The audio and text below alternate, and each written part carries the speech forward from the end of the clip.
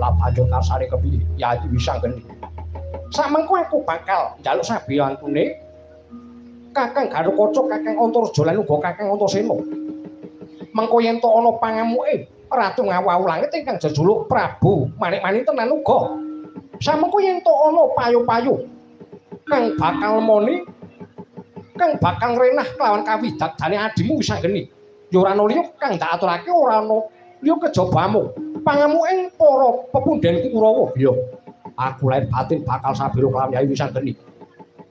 Yen to dikeparengake samengko kakangmu Jangkar Bumi dhewe kang bakal mungsuh Ratu Ngawau Langit ingkang jejuluk Prabu Manik-Maninten.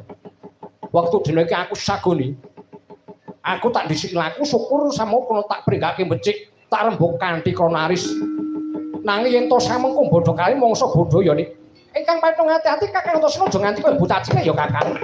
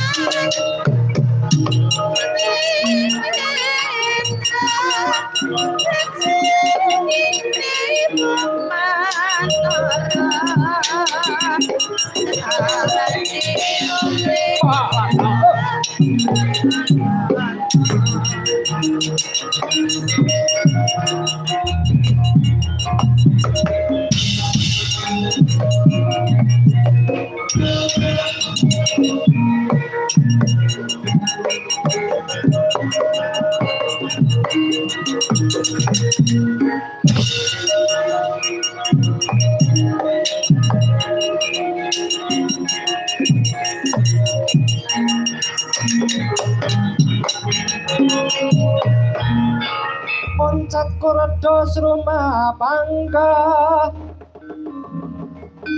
kata kaping prawandawa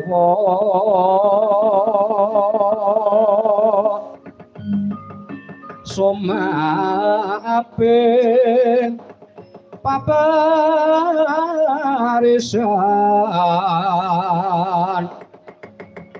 Peruneng kono gawe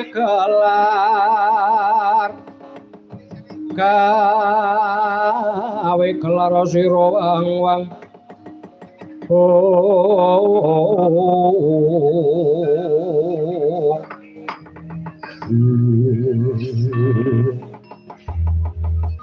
ora pangling iki kaya Satrong Randuk Gumbala Antasena ya dasar Pranyata.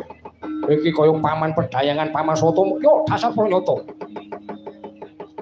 Malang kadhak ana ngarepane anakmu Randu Gumbalana wigati apa paman? Sumurupa. Wektu dina iki aku dinuta saka ngarsane Koko Prabu Duryudana lumantar paman Haryosengguni supaya samengko bakal ngrangket Wisanggeni klakon ndak leboke Pakunjan Praja Ngastina. Lah dalah. Acenanangan nek kaya ngono kuwi jenenge. Waktu dina iki yen tok para sata Kurawa ora nrimakake anggone adikku Wisanggeni bakal njabel Praja Ngastina. Samengko Antasena dhewe kang bakal ngadepi lah dalah. Semene kowe nantang kelawan Raden Sata ya dasarnya to apa abamu? Aja nganti kowe ijen tanpa margake ketapna wadyabala. Aku ora bakal mundur jangkah. Margake maju. Sak gendengmu tak kendhangi Paman Satama.